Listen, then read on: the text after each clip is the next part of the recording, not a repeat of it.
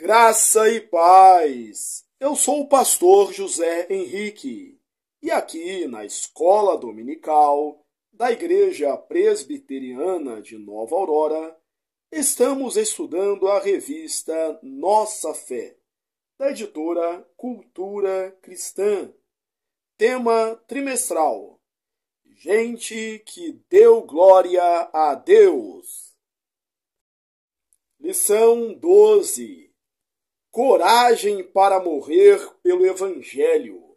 O testemunho de George Butler e Neve Lela. Lucas 19, 1-10. Entrando em Jericó, atravessava Jesus a cidade. Eis que um homem, chamado Zaqueu, maioral dos publicanos e rico, procurava ver quem era Jesus, mas não podia, por causa da multidão, por ser ele de pequena estatura. Então, correndo adiante, subiu a um sicômoro, a fim de vê-lo, porque por ali havia de passar.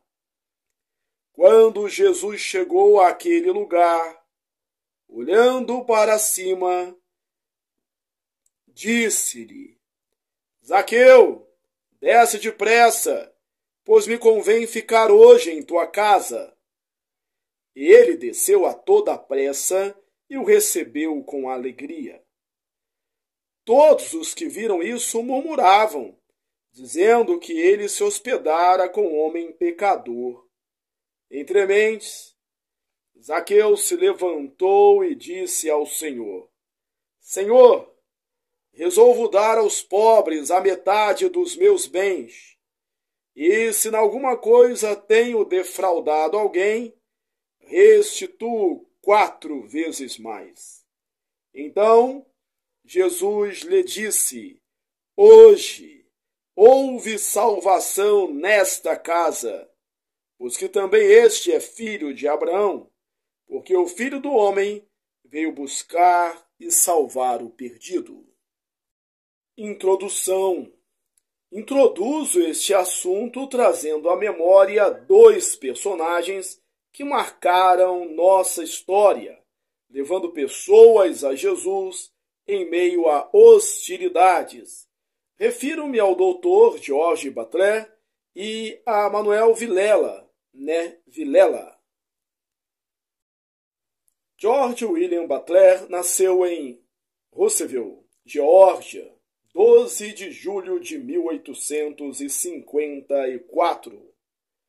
A sua família era pobre e ele aprendeu as primeiras letras com a esposa do seu pastor. Graduou-se em medicina, 1880, na Universidade de Maryland. 2 anos depois, embarcou para o Brasil, 31 de janeiro de 1883. Aqui, aportando dia 22 de janeiro no Recife.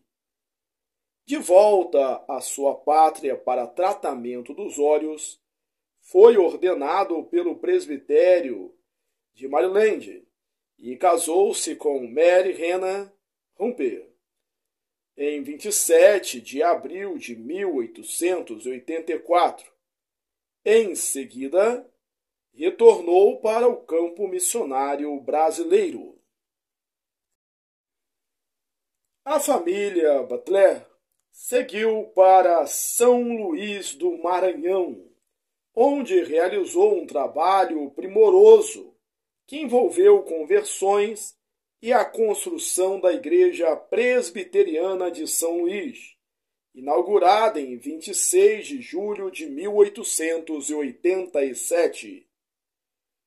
Estendeu seu trabalho para as cidades do interior maranhense e chegou até Teresina, no Piauí.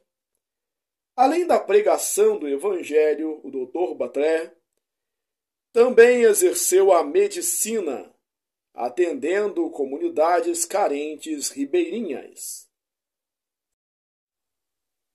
Mudou-se para o Recife, 29 de abril de 1893, para substituir o reverendo John Rockwell Smith, mas não permaneceu muito tempo ali. Mudou-se no ano seguinte para Garanhuns, onde o trabalho crescia mesmo em meio à oposição. Em janeiro de 1895, o Dr. Butler recebeu por batismo e profissão de fé os primeiros convertidos. Os bons resultados de seu trabalho evangelístico irritavam as lideranças católicas da região, que incentivavam o povo a hostilizar os protestantes. Suas casas foram apedrejadas quase diariamente, mesmo sob proteção policial. As hostilidades diminuíram quando houve uma epidemia de febre amarela, que ceifou a vida de quase 800 pessoas. Nessa ocasião, a atuação do médico protestante foi fundamental no cuidado dos doentes, crentes e católicos, de maneira voluntária e dedicada. Seu trabalho evangelístico produziu muitos frutos em toda a região e Garanhuns tornou-se um centro irradiador da fé evangélica. Butler construiu o templo local, fundou uma escola paroquial, origem do Colégio 15 de Novembro, e contribuiu para a criação de um curso teológico, que mais tarde viria a ser o Seminário Presbiteriano do Norte. Nesse projeto, contou com a colaboração de dois valorosos obreiros, os reverendos George E. Enderlein e Martinho de Oliveira. O Dr. Butler continuou alargando sua tenda e de Garanhuns foi para Canhotinho. Nesta cidade, foi protagonista na construção do templo, de uma escola e de um hospital. Ferreira descreve brevemente um pouco da atuação do Dr. Butler em Canhotinho. Na casa que comprara, e onde se faziam os cultos à luz de lamparina, em bancos que o próprio doutor fizera, iam sentar-se os seus clientes agradecidos. O púlpito era a mesa que se prestava, durante o dia, como peça indispensável em seu consultório. O impacto e a relevância do trabalho do Dr. Butler no agreste pernambucano ocorreu porque ele fez da medicina o seu ministério. Ele proclamava o Evangelho em suas pregações e na maneira dedicada em que atendia os seus pacientes. Um homem notório, que fez notória a sua vocação e sua proclamação. Mas e Né Vilela? Né se tornou amigo e parceiro do Dr. Butler em suas viagens evangelísticas pelos arredores de Canhotinho.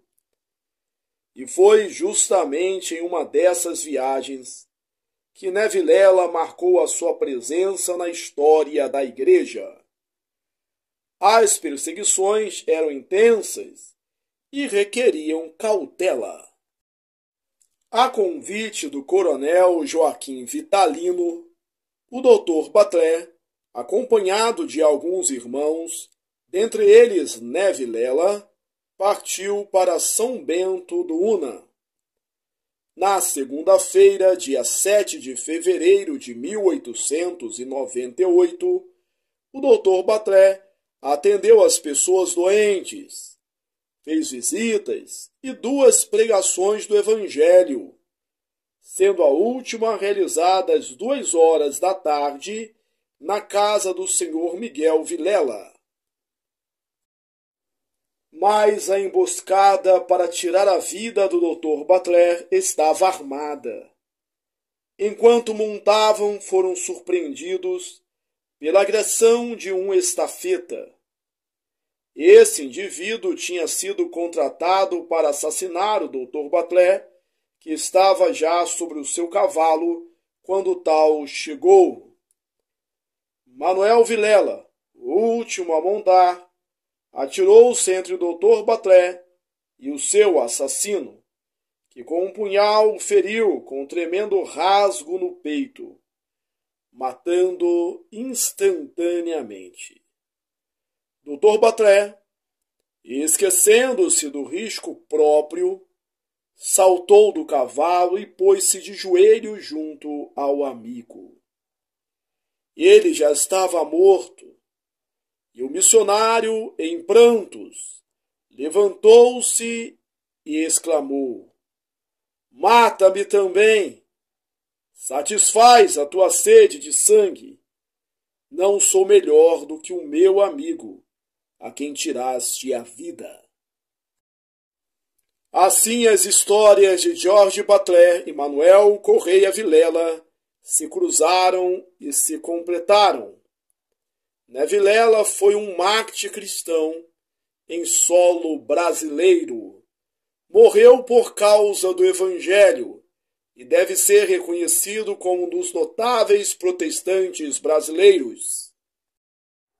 Essa história serve de introdução deste estudo, porque nos conta sobre a obra missionária que levou pessoas a Jesus, com os mesmos efeitos que os mencionados em Lucas 19. A dedicação desses missionários, sua fidelidade na pregação, sua abnegação e o poder de Deus convertendo vidas fizeram ecoar em muitos lugares as palavras de Jesus: "Hoje houve salvação nesta casa." Tópico 1. A transformação que o Evangelho traz. Zaqueu conquistou sucesso nos negócios num período desfavorável para o seu povo, sob o domínio romano. Ele se tornou um coletor de impostos. Como publicano, ele podia cobrar a mais para benefício próprio. Ao se tornar chefe dos coletores, ele também tinha o direito de retirar sua parte de tudo que eles recebiam. A despeito disto, ele carregava um peso em sua alma. Talvez ele próprio se achasse um pecador e traidor de Israel, mas não via uma saída. Talvez ele tenha ouvido Jesus ensinar e encontrou alento para sua alma perturbada. A mensagem de Jesus era um chamado ao arrependimento e uma promessa de perdão e redenção. Zaqueu quis ouvir de novo as palavras de Jesus e aquietar o seu coração, estabelecendo um relacionamento com o Mestre. Talvez o seu desejo mais intenso fosse poder conversar com Jesus, contar a sua história. Agora, passando por Jericó, Jesus lhe proporcionava a oportunidade. Tópico 2. Problemas e a solução. 1. Jesus era sempre seguido por grande multidão. Por ser de baixa estatura, Zaqueu não teria chances de se aproximar. 2. Por ser odiado pelo povo, era arriscado se colocar entre a multidão. 3. Por ser publicano, ele não poderia ir à sinagoga, pois as autoridades religiosas o baniram dali. A figueira brava foi a solução. Ele podia ver Jesus sem ser visto. No seu caminho para Jerusalém, Jesus decidiu procurar acomodações em Jericó. Ao olhar para o topo de uma figueira brava, viu uma figura solitária entre as folhas. Cercado por uma multidão, ele parou bem debaixo da árvore e chamou: Zaqueu, desce rápido, pois eu preciso ficar na sua casa hoje. Lucas não nos conta com detalhes o que aconteceu no interior da casa de Zaqueu, nem quanto tempo durou a conversa deles, mas diz que enquanto do lado de fora Jesus era condenado por se hospedar com um pecador, lá dentro acontecia uma rica celebração da graça. Tópico 3. Evidências da salvação. Na expressão de Zaqueu no versículo 8, vemos o desfecho da conversa toda. A lei do Antigo Testamento estipulava que, quando o dinheiro era tomado ilegalmente, o ofensor teria de devolver a quantia total mais 20%. Zaqueu estava disposto a pagar a quantia total mais 300% para mostrar seu arrependimento e expressar gratidão a Jesus. Isso foi uma demonstração de fé em Jesus e da sua vontade de servir. Jesus não exigiu isso de Zaqueu. Foi uma decisão voluntária. A questão não é o dinheiro, senão uma mudança de valores. O coração de Zaqueu não estava mais em suas riquezas, mas em Cristo. Aqui existe um paralelo com a passagem que fala sobre o jovem rico. Lá, Jesus diz ao jovem para vender tudo o que tinha, dar aos pobres e segui-lo. O jovem saiu triste, porque era dono de muitas coisas e não queria atender ao chamado de Cristo. Seu coração não estava em Cristo, mas na sua riqueza. 4. O desfecho. Então, Jesus lhe disse: Hoje houve salvação nesta casa, pois que também este é filho de Abraão. Porque o Filho do Homem veio buscar e salvar o perdido. Versículo 9 a 10. Aquele homem foi salvo. Mas salvo de quê? A quem se aplica a salvação? Jesus afirma que veio para buscar e salvar o que estava perdido. Zaqueu, assim como nós, estava perdido, condenado. Se não for pela graça de Deus, resta-nos a morte eterna e o inferno. É disso que somos salvos.